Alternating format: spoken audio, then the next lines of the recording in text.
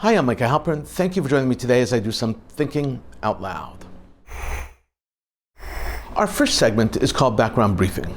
The first thing I've been thinking about is the Mossad, the Israeli intel service, and their most impressive, most recent, and public operation. Mossad is a Hebrew word, as you know, a noun. It means institute or organization. But the Mossad, no longer a noun, is Israel's most famous, world-feared, premier clandestine intelligence organization. It's a proper noun. In the English language, spy novels, thriller movies, it would be the firm. The full name of the Mossad in translation is the Institute for Intelligence and Special Operations.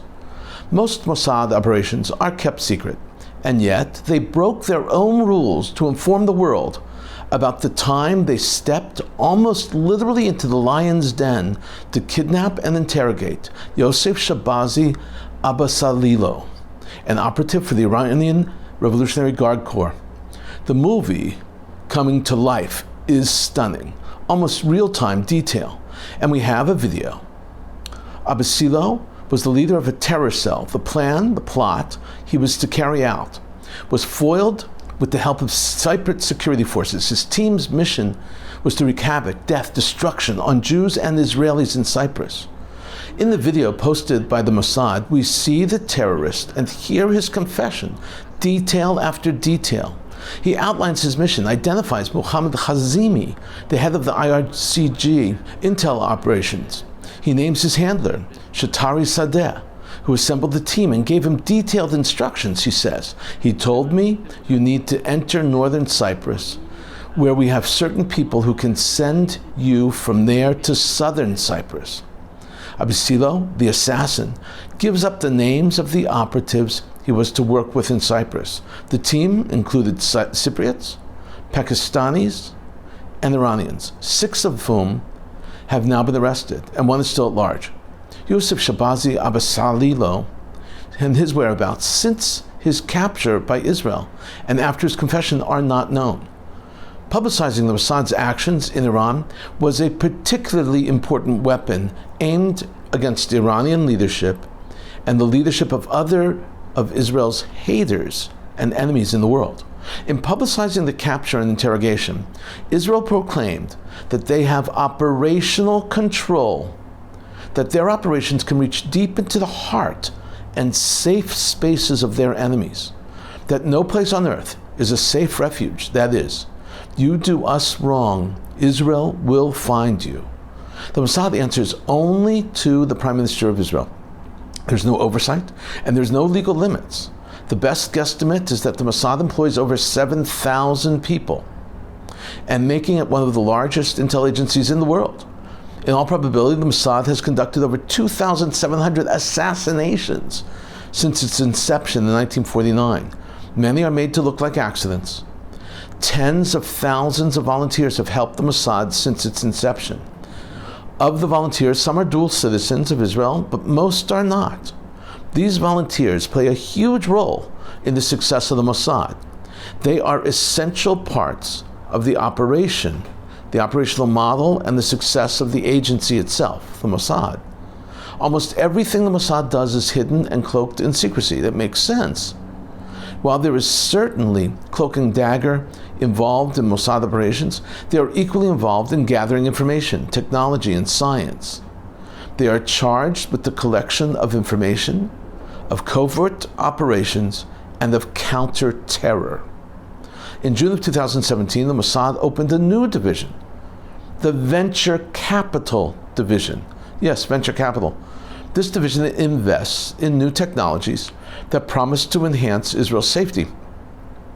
The tech firms that they find and the public are not informed that their new investor is the Mossad, but I'm told that the tech firms actually have an inkling of what's going on. While their budget is kept secret, it's estimated to be about $2.3 billion, which in today's world is a modest, if not paltry, sum, considering the work they are tasked with and the role they play in Israel's security and viability. No agency, especially one so active and so enormous, is without its debacles. Most recently and notably is the case of Jonathan Pollard, the U.S. naval research scientist who gave U.S. secrets to Israel. Another was the response to a double suicide bombing in the central outdoor market in Jerusalem, Machane Yehuda, in July of 1997, when two Hamas terrorists dressed in black suits and white shirts to look like Orthodox Israeli Jews murdered 14 people. Then Prime Minister Netanyahu approved an operation to assassinate Khaled Mashal, head of Hamas operations. Mashal was hiding in Jordan, in Amman, Jordan, when two Mossad agents spritzed him in the ear with an aerosol, a type of fentanyl actually. Those agents were caught, and another 6 agents were stuck in the Israeli embassy in Amman. All were finally released after an Israeli doctor flew to Amman to inject Khaled Mashal, the Hamas leader, with the Israeli antidote. In addition, the ailing, nearly blind Sheikh Ahmed Yassin, the wheelchair-bound spiritual leader of Hamas, was released from Israeli prison, and Netanyahu flew to Amman to personally apologize, grovel actually, to King Hussein. Yassin lived until March 2004, when an Israeli Apache helicopter assassinated him and his 2 bodyguards. Those are notable exceptions to the many operations of this awe-inspiring intel organization. Failure turns into screeching headlines. Success is kept quiet. This was the exception to the exception. The motto of the Mossad was, when it was originally created, was taken from Proverbs 24:6. With wise guidance you can wage war, it says. It was later changed to Proverbs 11:4, where there is no guidance, a nation falls. But with great counselors, there is safety. That's the Israeli way. Coming up, points of view. First up is a column from Ynet. The column was written by Smidar Perry and published on June 28, 2023. It's entitled, Hajj is Bin Salman's Time to Shine. Subtitled opinion, with some 2 million Muslims expected to arrive in Saudi Arabia for the Holy Pilgrimage, all eyes set on Saudi Crown Prince to showcase his leadership and make sure everything goes smoothly. Smidar Perry always gives excellent insight into the Arab world. Here with this column, the seasoned journalist lends her readers a deep understanding of the Hajj and what happens in Saudi Arabia. This is how Smidar Perry begins. Hajj is an annual pilgrimage that attracts 2 billion Muslims worldwide. The event has been taking place for decades, and the number of pilgrims varies depending on the circumstances such as wars, economic conditions, and political considerations. In the past 3 years, the event was significantly scaled back due to the COVID-19 pandemic. However, things are back on track this year, with some 2 million Muslims expected to participate and an estimated revenue to the tune of around $12 billion. While only 7 hotels are operating in Mecca and Medina, authorities have set up large tents, convinced homeowners to rent out their luxurious villas and apartments to accommodate the pilgrims. Homeowners who rent out their properties at inflated prices receive free flight tickets and health insurance from the government, as long as they vacate the premises. As you can imagine, hosting so many people has its challenges, and Perry explains that in the past, this has resulted in some tragedies also. She continues, above all, this is another opportunity for Saudi Crown Prince Mohammed bin Salman to showcase his leadership. Although kings, presidents, and prime ministers from Arab countries do not mingle with the masses, their eyes are always watching from a distance. Any failure, such as the 2015 stampede in which 2,000 pilgrims were trampled to death, will be immediately attributed to the heir apparent's shortcomings.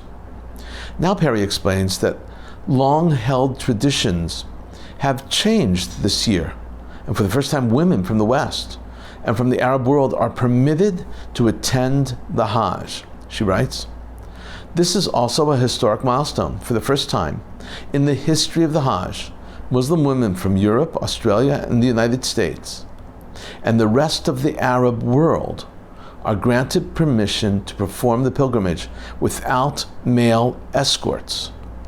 Women can now come on their own in family groups, or with female friends, just like men. Of course, they will be accommodated separately, keeping a distance from the members of the opposite sex. And what about the Iranians? This is the first time a delegation has arrived with a cap of 2,300 pilgrims. The allocation is predetermined by Saudi Arabia, with each country receiving a specific number of registered visitors through official websites on a first-come, first-served basis. The Saudi hosts are going out of their way to provide a comfortable experience for their guests from Iran, but at the same time, they do not let their guard down. In addition, Palestinians from Gaza and the West Bank, who have been allocated hundreds of spots, will receive accessible accommodations. Most of them will also receive flight tickets from Jordan's airport, from which a special flight will also carry dozens of Muslim pilgrims from Israel. It seems that the time has not yet come for direct flights from Ben Gurion Airport to Riyadh or from Eilat to Jeddah, despite the explicit promises made directly from senior Saudi officials to their Israeli counterparts, who expressed particular concern for Arab citizens of Israel. Interesting, very interesting column, important background information, excellent insight. Thank you, Smadar Perry. Next up is another column from Ynet. This column was published on July 2nd, 2023. It's written by Ron Ben-Ishai. When I first read this column, I couldn't believe that it was Ron Ben-Ishai was the author. The piece was just way too short. Then I looked again at the byline. It's co-authored, Ron Ben-Ishai, and by Yoav Zitom and Einav Halabi. More authors, more condensed content, more editing. The piece is entitled, "What is behind Syria's launch of an air defense missile towards Israel?" Subtitled, Analysis. The incident may be a deliberate signal from Syria, aiming to strike deep into Israel to create deterrence from future Israeli aerial raids. This is how the authors begin. The fallen remains in the southern Bedouin town of Rahat have been identified as an SA-5, an aging Russian missile in service for almost 60 years. The missile is capable of reaching a range of approximately 400 kilometers, 250 miles, was launched during an attributed attack by the Air Force. Although under constant monitoring by the IDF, the missile was not intercepted, but rather identified as destined to explode in the air, which it did. The IDF will probe the process involved in its decision-making in the course of incident, as well as how it happened, whether components of the missile could cause harm after its explosion. The Syrian missile fire raises a possibility that the launch was not a mere accidental occurrence, but a deliberate signal from Syria that it could launch missiles deep into Israeli territory. The assessment is based on the fact that the attack originated from western Syria rather than the usual southern direction. In response to the missile launch, the Israeli Air Force carried out an attack on the battery responsible for the incident. In previous instances, Russia supplied replacement batteries to the Syrian army, but this time the delivery of the new battery or its components may be challenging. Russia is currently engaged in the conflict in Ukraine and requires these batteries for its own operation, often utilizing SA-5 missiles as long-range surface-to-surface missiles. The SA-5 missile, or the S-200, is designed to detonate near its intended target rather than making direct contact. If it fails to hit the target, the warhead, weighing several tens of kilograms, is programmed to automatically explode in the air. The missile is not effective against maneuvering targets and is primarily used to engage aircraft following a fixed trajectory, such as air control, reconnaissance, and surveillance planes. An enhanced variant of the missile is even capable of carrying a nuclear warhead. I was sitting in the living room. Suddenly, I heard a very loud boom. Sami Al-Kinari, a resident of Rahat, said. I was in panic. I got distressed, jumped up, and suddenly a friend told me that this long, heavy, and huge missile fell in an open area. He said, adding that he thanked God that it did not fall on a home and caused damage and injury. That resident concluded, making it very clear and telling the Syrians, "I want to convey a message here to all those who threaten the state of Israel. If it rains here, they will have a flood, no doubt." Short, concise, and packed with insight. Thank you. Coming up, commentary through cartoons where pictures tell the story. I'm going to show you 7 cartoons and memes and headlines today. 7. This first is, of course, making fun of Bud Light beer. A huge 18-wheeler Bud Light delivery truck flips over on the highway. There are cans everywhere, and the caption reads, "The funniest part of this accident? Nobody stopped and tried to grab any of the spilled beer." For now at least, America's once popular light beer is doomed to ignominy. Actually, it's no longer the best-selling beer. Stories about the Titan, the submersible, the sub that imploded with 5 adventurers aboard, captured our attention. It was riveting. The news was riveting. These 3 images portray what happens when you realize that the coverage of the Titan submersible is over. It's tragic, actually. This next is a perfect critique of Karl Marx. The caption reads, "The top writers of fantasy fiction." And then you have pictures of J.K. Rowling, J.R.R. Tolkien, and Karl Marx. Critique that is well crafted can be funny. It can also be cruel. This next headline is from a news outlet in Michigan, and it's perfect. It shows just how little we understand of our own country, and it reads, "A sense of betrayal, liberal dismay as Muslim-led U.S. city bans pride flags." Of course they would ban pride flags. In other places, like in Gaza, Muslims brutally murder gay people. This next headline is a continuing theme. We've talked about it before. Here's the headline: Harvard ethics expert accused of dishonesty. This was not simply a case of borrowing a line here or there. This is actually a case of fabricating research. This sign reads, "Stop killing alligators to make Gatorade." The protester is funnier than she realizes. She misspelled both alligator and Gatorade. More on that in the Picante piece later on at the end of the show. This last meme is a picture of a 1966 Mustang Mach 1. I know it well. The caption reads, "50 years old and still looks better than anything made today." This cartoon meme spoke to me. I owned 2 Mustangs in my earlier life. A 1967 Mustang with a vinyl black roof, and a 1973 Mach 1 Mustang with a 429 cubic inch engine with headers. The car of cars.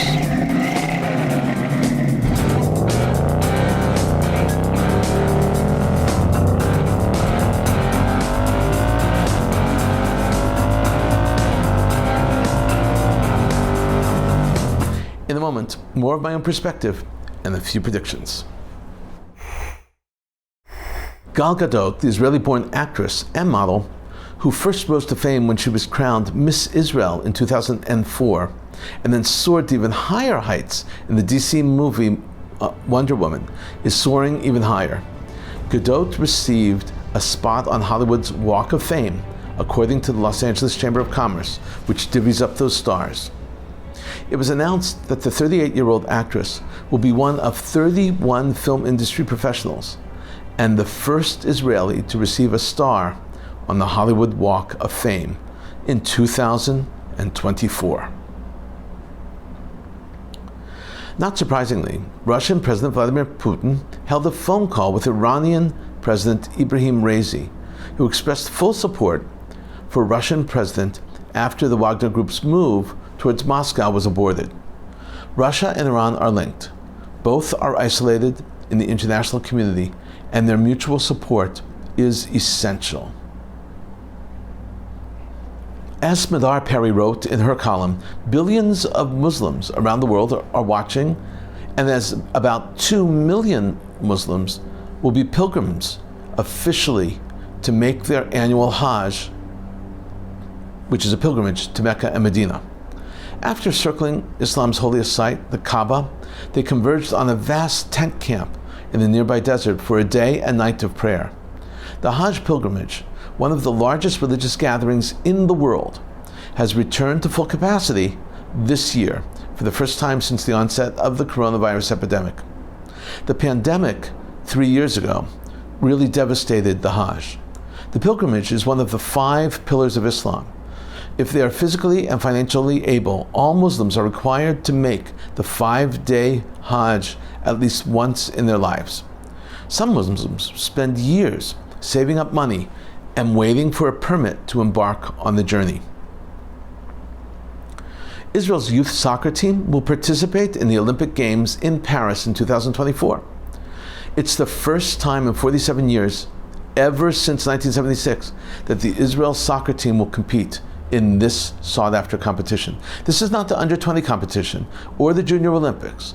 This is the real deal of Olympics. This is the Olympics. The spot was secured after England's team beat Portugal 1-0 in the quarterfinals of the Euro Championship Games. Only 3 young teams automatically qualify for the Olympic Games, and England cannot get that ticket since Great Britain already participates in the Olympic Games and not the individual countries that make up Great Britain. Therefore, Israel will be among the 3 teams to qualify.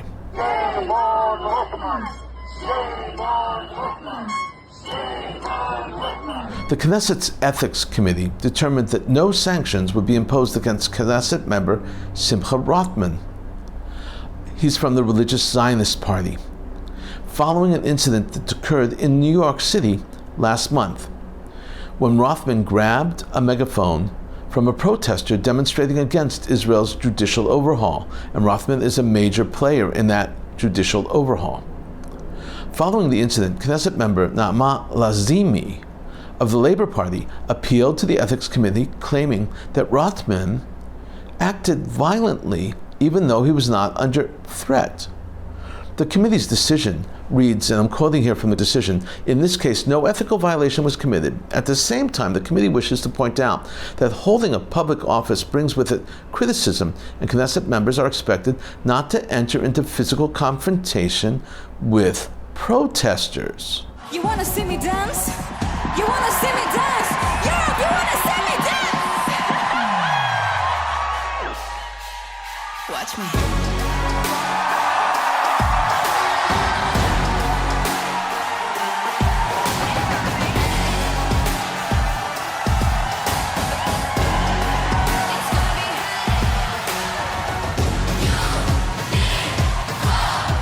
Tickets to Israeli singer Noah Kirel's upcoming performance in Tel Aviv, slated to take place in September, were sold out just hours after the sale opened. The production company announced that additional dates for a second performance are being looked into. Will probably be set 2 days after the first show. After Eurovision, Noah has become a household name in Israel, so popular that she could easily sell out every night for a week.